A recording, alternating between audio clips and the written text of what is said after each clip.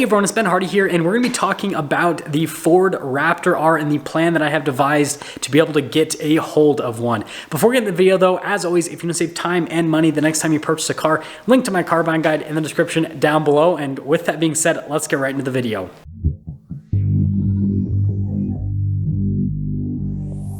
Now, before we get into the talking points, I do need to mention, if you haven't been to the channel before, I happen to own a Gen 3 Ford Raptor with a 37 performance package and also the new Ram TRX. These are direct competitors, and the Ford Raptor R is basically a situation where a Ram TRX and a Gen 3 Raptor have a baby, and, well, then you get a Raptor with a V8. And we'll kind of get into the details in a second, but you guys can probably tell I love these off-road Baja trucks. Now, this Nissan Z is not mine. This is just a manufacturer demo that I have for the week to test out and make videos on. This would be an awesome car to own, don't get me wrong, but I'm kind of all in on these off-road vehicles, if you can't tell.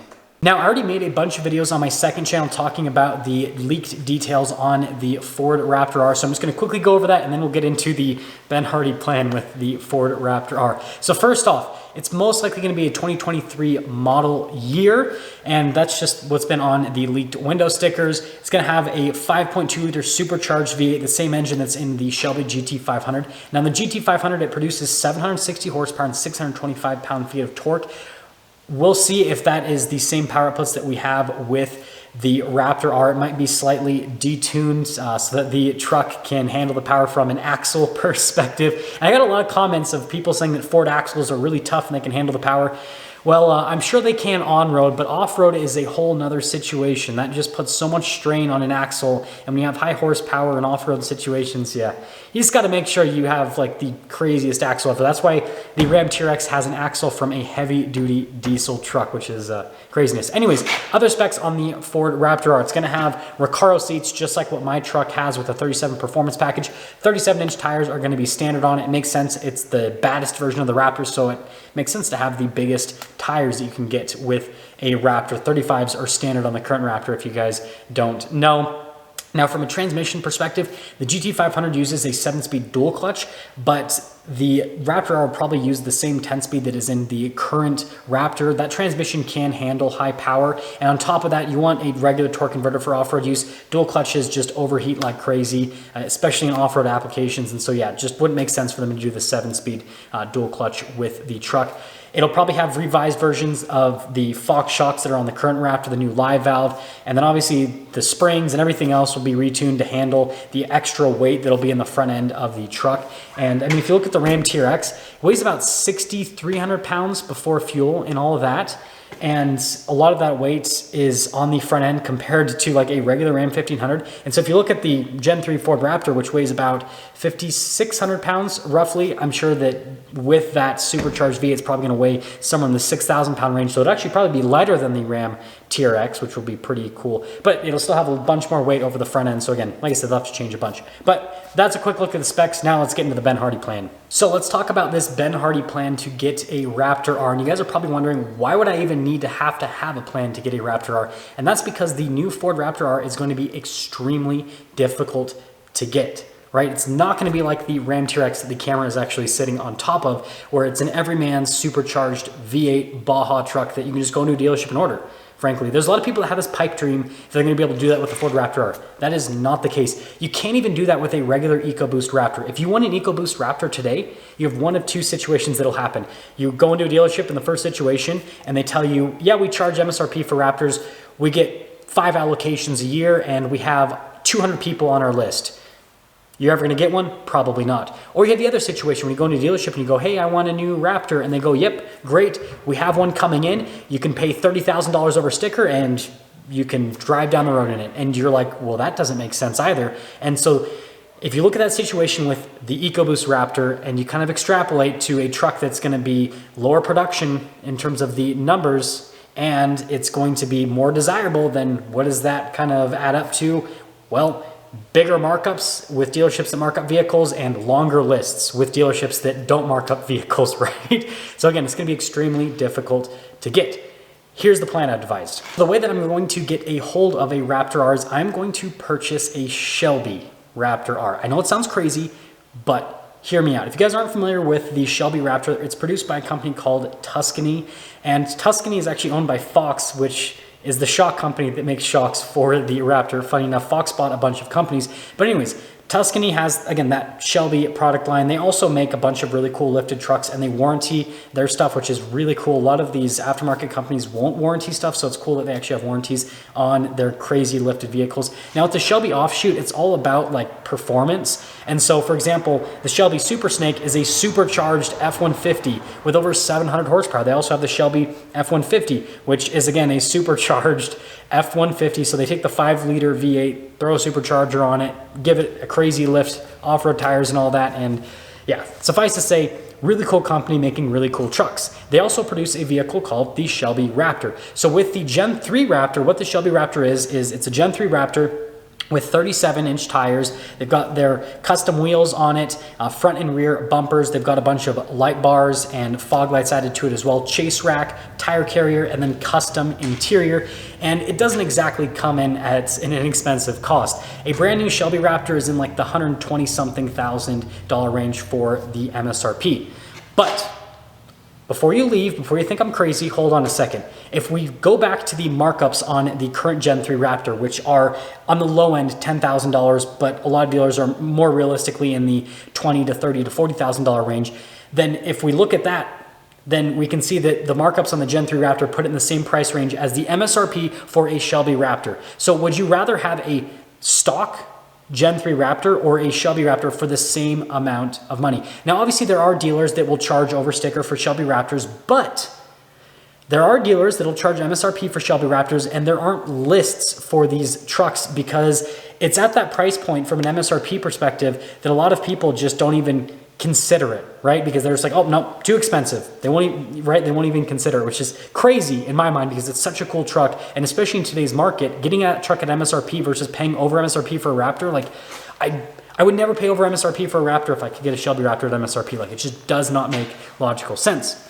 So taking this thought track over to the Raptor R, I think that they're going to make a Shelby Raptor R. It only makes logical sense because every single time that Ford comes out with a new version of the Raptor, well, Shelby takes it and they customize it and they make their Shelby version of it, right? And so they're going to do the same thing with the Ford Raptor R. And so again, if we go to the markups on the regular Raptor, then we can kind of extrapolate that those markups are going to be crazier on the Raptor R, or it's just going to be harder to get a Raptor R, period.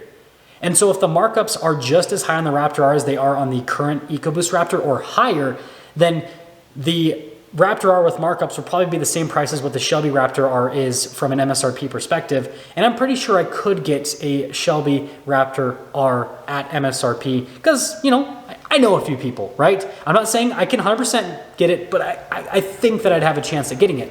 And so the point that I'm trying to make with this whole video is I think that is the route for me to go to be able to get a Raptor R at a decent price, because especially if I would have to pay a massive premium for one over sticker to get one, and I'd rather get one that's all decked out, that has the cool stuff from Shelby, and it's a much more special truck, frankly.